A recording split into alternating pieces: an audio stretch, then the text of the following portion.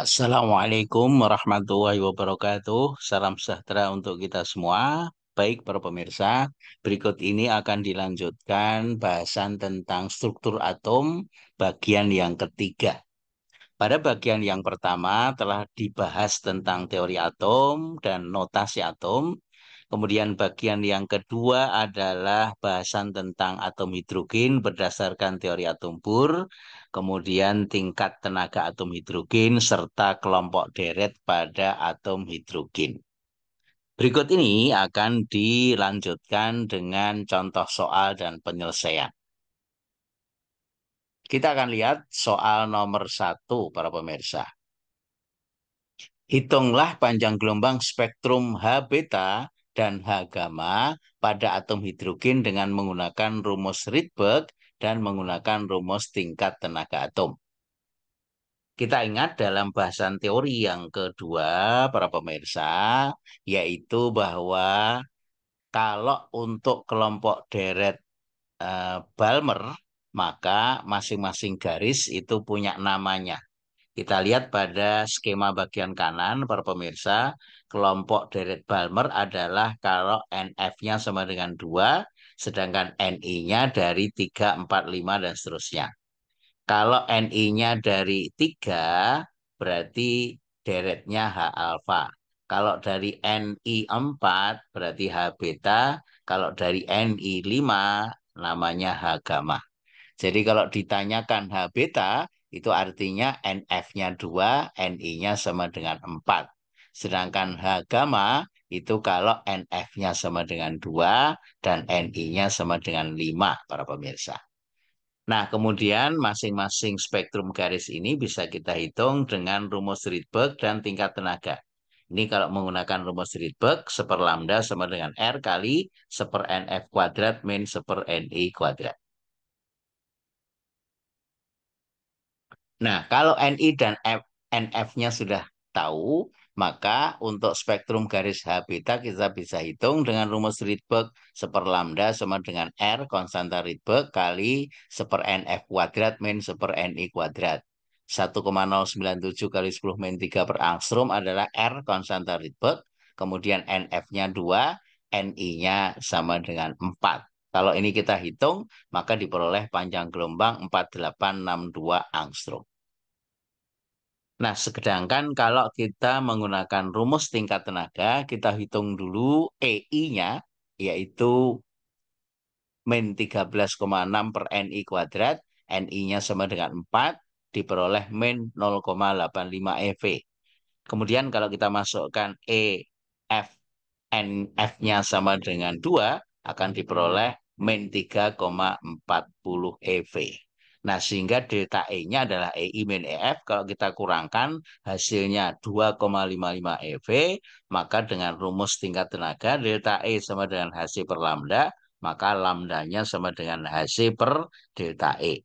Masih ingat konstanta HC 12,4 kali 10 pangkat 3 EV angstrom dibagi dengan delta E-nya 2,55 akan diperoleh 4863. Jadi kalau kita bandingkan para pemirsa, ini pakai rumus Rydberg 4862 angstrom. Sementara kalau kita gunakan rumus tingkat tenaga 4863 angstrom. Ada selisih 1 angstrom. Nah, kemudian pertanyaan yang kedua, kita diminta menghitung spektrum garis H gamma. H gamma itu berarti dari NF NI 5 ke NF 2. Nah, kalau kita masukkan persamaan rumus Rydberg untuk H gamma, maka diperoleh 1 lambda sama dengan 1,097 kali 10 min 3 per angstrom kali 1/2 kuadrat min 1/5 kuadrat. Ini dari 5 ke 2. Akan diperoleh 4340 angstrom. Sementara dengan rumus tingkat tenaga, EI-nya dengan persamaan ini diperoleh min 0,544 EV, EF-nya min 13,6 per NF kuadrat diperoleh min 3,40 EV, selisih delta E-nya adalah 2,856 EV. Sehingga delta E sama dengan HC per lambda, maka lambdanya sama dengan HC per delta E, dari hasil perhitungan diperoleh 4342 angstrom. Ini berdasarkan rumus tingkat tenaga, yang ini berdasarkan rumus Rydberg. Demikian para pemirsa, ada selisih kecil ya, masih di bawah 10 angstrom. Berikut akan dilanjutkan soal nomor 2 para pemirsa. Hitunglah panjang gelombang terpanjang untuk deret Lyman dan panjang gelombang terpendek untuk deret Balmer menggunakan rumus Rydberg dan rumus tingkat tenaga atom. Para pemirsa, untuk kelompok deret Lyman yang terpanjang itu artinya dari Ni sama dengan 2 ke Nf sama dengan 1. Jadi kalau skema transisinya ini yang paling dekat dari L ke K, dari Ni 2 ke Nf sama dengan 1, itu panjang gelombang terpanjang. Sementara yang terpendek itu justru yang paling jauh N-nya dari tak berhingga ke N sama dengan 1, itu yang terpendek. Kenapa? Karena rumus Rydberg berbanding terbalik dengan panjang gelombang. Nah, jadi kalau kita akan hitung berapa panjang gelombang dari Lyman yang terpanjang, NF-nya 1, Ni sama dengan 2, kita pakai rumus Rydberg, 1 lambda sama dengan R kali 1 NF kuadrat min 1 Ni kuadrat. Kalau kita hitung ketemunya lambda sama dengan 12,15 angstrom. Sementara dengan rumus tingkat tenaga, kita hitung EI-nya sama dengan min 13,6 per Ni kuadrat, ketemu min 3,40 eV. Sedangkan EF-nya min 13,6 per NF kuadrat, diperoleh min 13,6. NF-nya 1, Ni-nya sama dengan 2. Maka delta E sama dengan EI min EF ketemu 10,2 eV. Nah, sehingga dengan rumus tingkat tenaga, delta E sama dengan Hc per lambda, maka lambdanya sama dengan Hc per delta E. Sekali lagi, Hc konstanta yang selalu kita temui, oleh karena itu mohon bisa dihafalkan nih para pemirsa. 12,4 kali 10 pangkat 3 eV angstrom dibagi dengan delta E 10,2 dari sini, diperoleh 12,16 angstrom. Jadi selisih 1 angstrom ya para pemirsa antara rumus Rydberg dengan rumus tingkat tenaga. Kemudian untuk deret Balmer terpendek itu artinya dari Ni-nya tak berhingga jauh ke Nf2 untuk Balmer.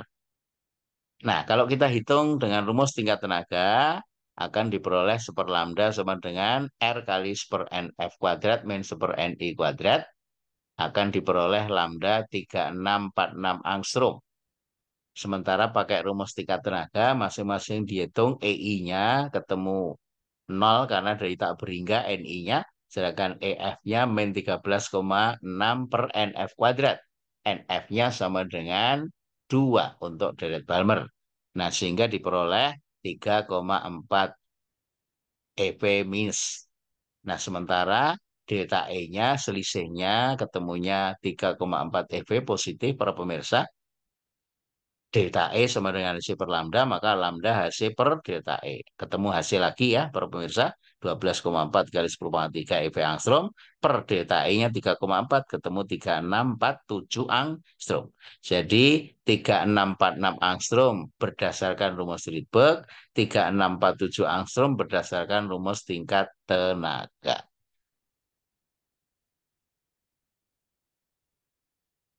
Kita akan lanjut ke soal nomor 3, para pemirsa.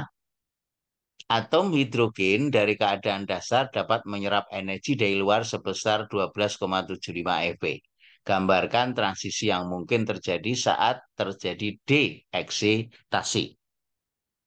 Selanjutnya, dari transisi yang mungkin terjadi, hitunglah panjang gelombang terpanjang dan terpendeknya, serta namakan kelompok deretnya. Nah, untuk menyelesaikan soal ini, para pemirsa, untuk tingkat tenaga atom itu kalau menyerap 12,75 kita akan hitung karena kita akan melihat transisi yang mungkin terjadi itu kemana saja. Nah, untuk menyelesaikan soal ini para pemirsa, maka energi setelah menyerap energi dari luar itu sama dengan energi ground state ditambah dengan energi yang dia serap. energi ground state-nya adalah min 13,6 ya, untuk N sama dengan 1, ditambah dengan energi yang diserap 12,75. Ketemunya min 0,85. Artinya apa, para pemirsa? Negatif artinya masih terikat oleh inti atom. Nah, kemudian kalau skema transisinya kita gambarkan, min 0,85 itu terletak pada N sama dengan 4. Artinya, ketika menyerap energi 12,75, maka elektron dari keadaan dasar di N sama dengan 1 atau kulit K, dia akan mengalami eksitasi sampai kulit N sama dengan 4. Nah, karena dia naik sampai N sama dengan 4, maka transisi yang mungkin terjadi itu dapat digambarkan sebagai berikut. Ini N-nya 4, kemudian ini N3, N2, N1. Jadi probabilitas yang pertama adalah dari 4 ke 3 dulu. Kemudian dari 3 baru turun ke 2, dari 2 baru turun ke 1. Jadi spektrum garis 1, lanjut 4, kemudian 6. Bisa juga transisinya dari 1 ke N sama maaf, dari N sama dengan 4 ke N sama dengan 2. Nah, ini garis 2, kemudian dari 2 baru turun dari 2 ke 1. Ini yang ke-6. Kemudian transisi yang mungkin lagi adalah dari 3 langsung ke 1. Nah, kemudian ketika transisi dari 4 ke 3, bisa juga lanjut bukan dari 4 ke 2, tetapi dari, uh, maaf, 3 ke 2, tapi dari 3 langsung ke 1. Nah, sehingga probabilitasnya ada 6 ya, para pemirsa. Garis 1, 2, 3, 4, 5, 6. Nah, kalau transisi ke NF sama dengan 1, itu kelompok deretnya namanya Lyman. Kalau kembalinya ke NF sama dengan 2, berarti garis 2 dan garis 3, itu, maaf, garis 2 dan 4 ya, itu adalah Dirac-Balmer. Sementara kalau turunnya ke NF sama dengan 3, yaitu spektrum garis 1 adalah Dirac-Paschen. Nah, ini ingat untuk nama-nama kelompok deretnya untuk mengingat. Nah, kemudian untuk menghitung berapa panjang gelombang transisi yang mungkin terjadi, ada 6, kita akan melihat yang terpendek dan terpanjang. Yang terpanjang itu adalah Paschen nomor 1. Ya, karena semakin ke atas itu berarti panjang gelombangnya semakin pendek, semakin ke bawah semakin panjang. Nah, kemudian dari rumus Rydberg, seperlambda terpanjang itu berarti dari 4 ke 3. Nah, sehingga ketika kita masukkan R kali 1/3 kuadrat min 1/4 kuadrat. Nah, kalau kita hitung ketemunya lambda terpanjang 18,752 angstrom. Sementara untuk terpendek itu adalah deret Lyman ya. Jadi Lyman ini terpendek, makin ke sana Lyman, Balmer, Paschen, Brakpan itu dilihat ini UV, visible, infrared, far infrared. Jadi yang far infrared adalah terpanjang, yang terpendek adalah Lyman gitu. Nah, kemudian untuk garis nomor 3 yang Lyman ini yang transisinya paling jauh, panjang gelombangnya terpendek, yang terdekat itu justru yang terpanjang.